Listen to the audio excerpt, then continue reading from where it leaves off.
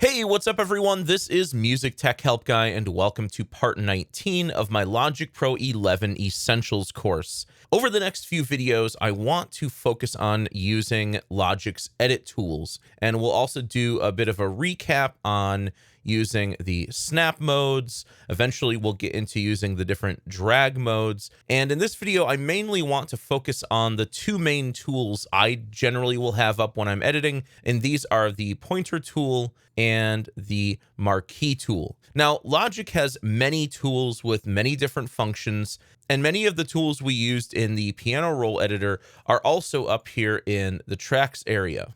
But one thing in particular I always like to stress with Logic's edit tools is that these edit tools are not all created equal. Some of these you will literally never use or rarely use, or in many cases there are much easier ways to access these with shortcuts, so you never actually have to select the tool from the tool menu.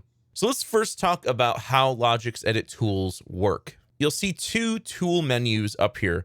The one on the left is the left click tool. So this is the tool that's going to work with the left click function on your mouse. So with the pointer tool, I can move regions around. You already know that. But the tool on the right is the command click tool. So when you hold command, this will switch over to that tool. So here I'm on the pointer tool, hold command. Now I'm on the marquee tool. So you have the left click tool and the command click tool. But what if you want a third tool? What if you want a right click tool? Well, you can actually set Logic up that way if you like. Just go up to Logic Pro, Settings, General, and then from here, you're going to go to Editing. And then the right mouse button menu here gives you four options. Opens shortcut menu is the way I like to use this. There's also a couple options for opening up a tool menu. I'm going to show you in just a bit why you never really need to use this. But if you select is assignable to a tool, you'll see we now have three different tools up here. We have a left click tool, we have a command click tool, and we have a right click tool. So left click is pointer,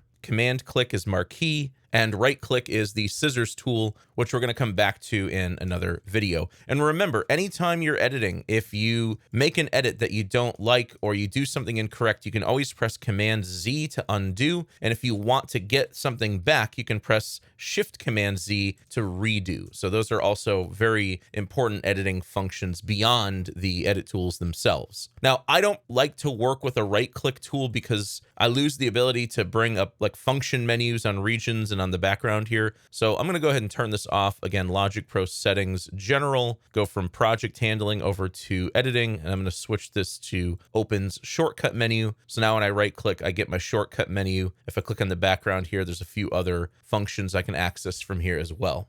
Although I can see how the three edit tool function might be helpful for folks with maybe limited mobility, or maybe just, mobility with just one hand or one arm, and you might prefer to work mainly with a mouse and keep your hands off of the keyboard most of the time. I can totally see that being a help.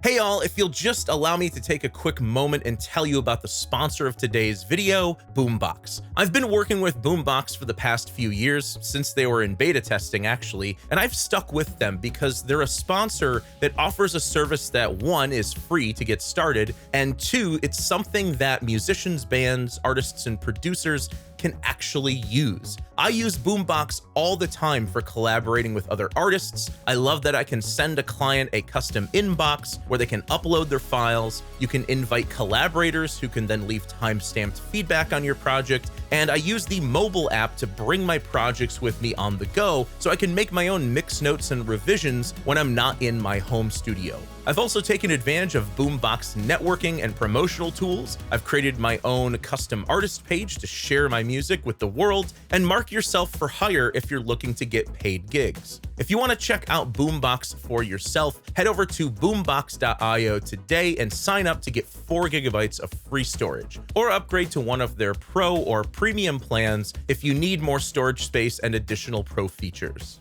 Now, in addition to coming up here and just selecting an edit tool, another way to select edit tools is to press T on your keyboard, and this will bring up the tool menu wherever your mouse is. So if I want to switch over to pencil tool, I can do that. Press T, switch over to scissors tool, I can do that. Press T again, switch over to the mute tool, I can do that. And then press T, and then click on the pointer tool to go back to the pointer tool. If you want to assign a tool to the command click tool this way, you can press T and then hold command while selecting a tool. So let's switch over to the scissors tool, and you'll see now my command click tool is the scissors tool. And then I can press T again, hold command, and let's switch it back to the marquee tool. So now we're back on the marquee tool. One last way you can use this tool shortcut menu is to press T to bring it up, and then use the shortcut that's on the right-hand side here for each tool. So if I press T and then P, I have the pencil tool.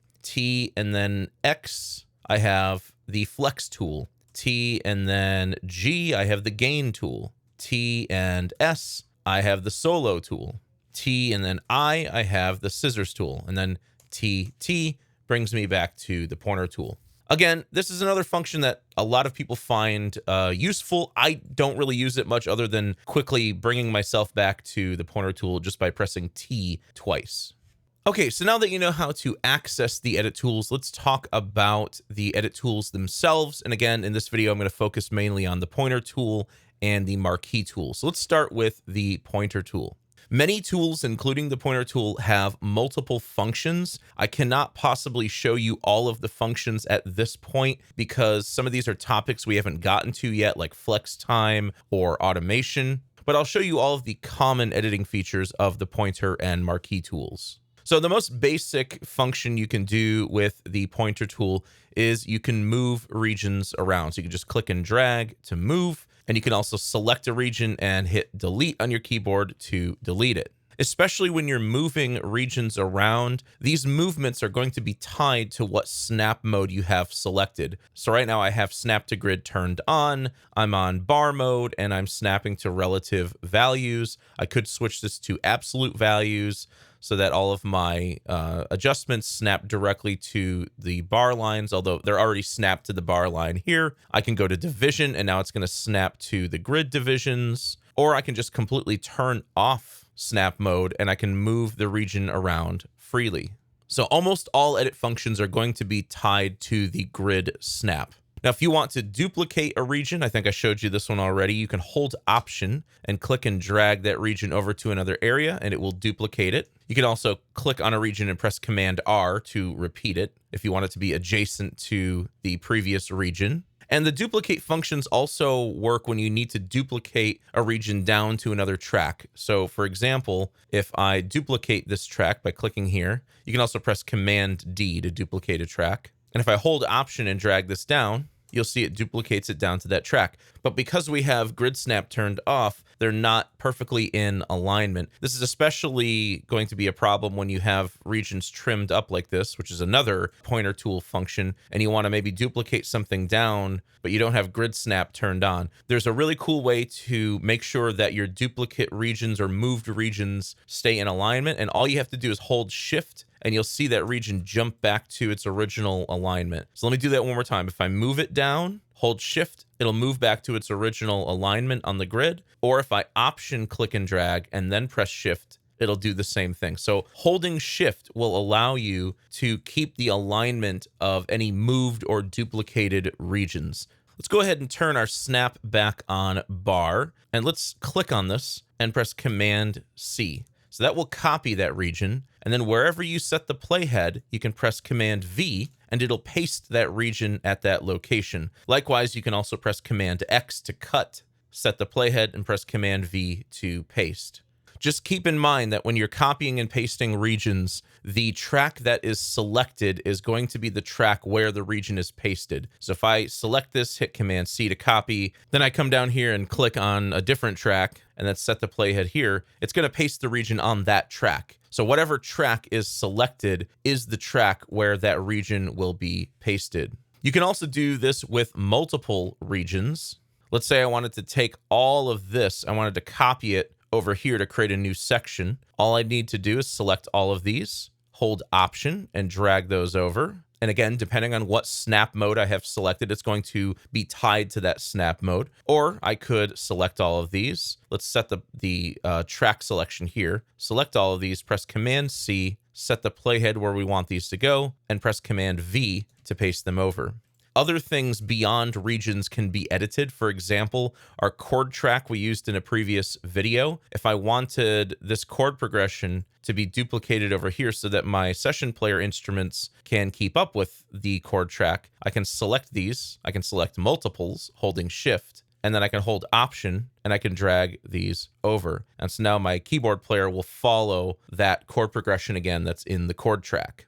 Okay, so those are all the typical pointer tool functions for moving, duplicating, repeating, copying, and pasting. Let's talk about some additional features of the pointer tool. One function I want to show you that is not really a pointer tool function, it's more of its own separate function, but it's usually accessed with the pointer tool, is the split function. Now, you can get to this by clicking here to show the toolbar, and you'll see an option here, split by locators or split by playhead. There's actually two different options here. Split by playhead can be done just by setting your playhead where you want to make a split, select one or multiple regions, and then press Command T. So this is a quick way to separate regions if you want. This works with or without grid snap. So if I wanted to maybe do something like this, let's cut that out. Command T again, and then we can delete these. So you can make edits like that. You can get rid of gaps, although there's going to be a much quicker way to do this later on, but I did want to show you that feature anyway. Now, if you want to select regions that are maybe cut up like this and they're all in different locations, again, maybe something like that. If you want to select non-adjacent regions, you can select one, hold Shift, and then select multiple regions, whether they're adjacent or not, and you can drag them to a new location, just like so, and they'll keep their relative position. Another thing you can do is you can hold Option and do the same thing and duplicate those regions over. So just hold Shift to select non-adjacent regions. And again, all of these movements are going to be snapping to the grid snap value you have selected. Now, I showed you earlier that when you duplicate regions over to another track, maybe something like this, if you hold Shift, it will make sure that that region stays in alignment with its original position. This function works a little bit differently when you're working with MIDI regions. You can hold Option to duplicate MIDI regions, but if you have another track that you want to duplicate down to, and I click and drag down and hold Option, and then I press Shift to keep the alignment, what you're going to see is that I don't get a full MIDI region. This is what's called a region alias. Aliases are a copy of the original region, but they're also tied to the original region. So if you want to copy MIDI-based tracks, so your session players, your MIDI and software instrument tracks, your pattern regions, anything like this is going to have an alias created when you hold Option to duplicate and then also hold Shift. It's just going to create aliases. Aliases can be helpful if you want a particular part to be exactly the same as a previous region. So for example, with these three instruments here,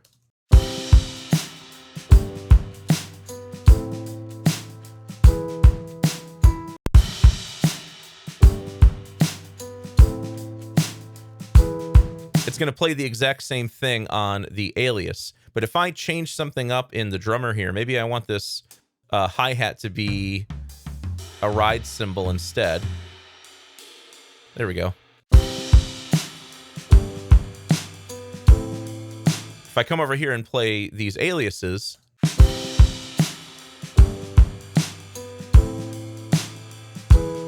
you can hear that me changing the hi-hat over to a ride has not just changed that for this one region, it's done it for both regions. It's done it for any aliases that come after it, or even if these are in a completely different location. I like to think of aliases like loops that can be placed anywhere. You know, if I want to put this over here somewhere and I want to change up this drummer pattern, it's going to still affect the alias over here. And the same thing's going to go for both of these session player regions as well as pattern regions. Now, if you just want regions to be the same and to be sort of joined or linked together and they're adjacent regions, all you need to do is drag over those regions, go up to the upper right corner of the region, and you can loop out that region. I believe I've already shown this function, but now the loop over here is going to be tied to the original instance of that region. And if you want to convert those to real copies or convert to regions, you can press Control L, and that will get rid of the loop and then insert a new region there. So that's aliases and a little review on loops.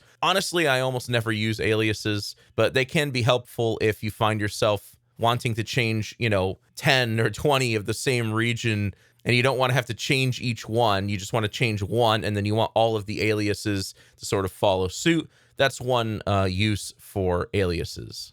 Another function that's built into the pointer tool is the trim function. So for example, over here, let's say I want to put this section right here at bar 26. Now, there are better ways to trim that I'm going to show you later on in this video using the Marquee tool, but one way is to use the built-in trim tool that's built into the pointer tool. Now, if you're trimming up to bar lines or beats, you're going to want to make sure to set the snap mode to the right value here, and most of the time you're going to want to set this to absolute value so that your edits all snap directly to the grid lines. Now, these regions here have some fades on them, so I'm going to right click or control click on these, and we're going to remove those fades just for now, and I'll show you how to create fades in the next video. Let's trim these up. Let's trim these up. Let's delete this, and we're going to delete this C-add9 up here as well, and let's go ahead and trim that up as well. And now what I can do is I can grab all of this and I can move it over. The only thing that we got to be aware of is because we're using a session player track, we're going to want to move those chord progressions over in the chord track as well. And if I want, I can use the built-in trim tool to bring out the tail end of this guitar solo again.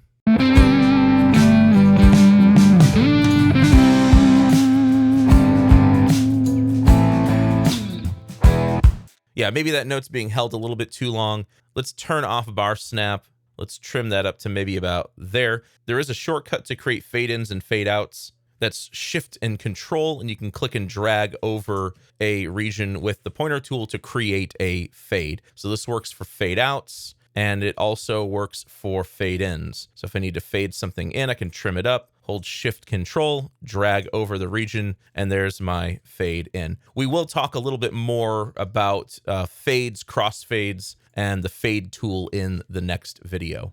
Okay, so let's wrap up this video by exploring the Marquee tool a bit. This is simultaneously a selection tool, a trim tool, a deletion tool, and it can also be used to crop regions as well. The Marquee tool is easily my favorite tool in Logic, and other than the pointer tool, it's the most versatile tool in Logic because it has just tons of secondary functions. I like to use the Marquee tool here on my command click tool because this gives me everything I want to do with the pointer tool, and then I can just hold command anytime I want to jump to the Marquee tool. So the main thing that the Marquee tool does is it makes selections. So for example, if I want to drag over an area and make a selection like that, I can make the selection and then I can click on it and it'll actually separate that region from everything else outside of the selection. So this sort of replaces the split function, and you can even use the Marquee tool to just split in one spot. If you just double click, it'll actually separate. So you can use the Marquee tool as a split function as well. Another thing you can do is when you make selections, you can move that selection out of the rest of the regions, just like so. Or if I wanted to duplicate, I could do that too. I just hold Option, and it pulls that selection out and duplicates it. And just keep in mind that all of your Marquee functions are going to be tied to whatever your grid snap is set to. So if I turn off grid snap, I can use this to do some freehand trimming and editing just like so. And because it also functions as a deletion tool, you can make selections and then delete those selections. So if I wanted to clean up some of the silence in between these guitar chords, I could totally do that. If there's like some hum from the amp or some background noise or some hiss or some AC noise in between your vocal parts, I could use it to sort of do some heads and tails editing on my vocals if I wanted to get rid of some of the background noise in between the gaps. So honestly, I find myself using the Marquee tool for trimming more than I actually use the built-in trim tool, just because it's so easy just to drag over things and hit delete and do some really precise heads and tails editing with the Marquee tool.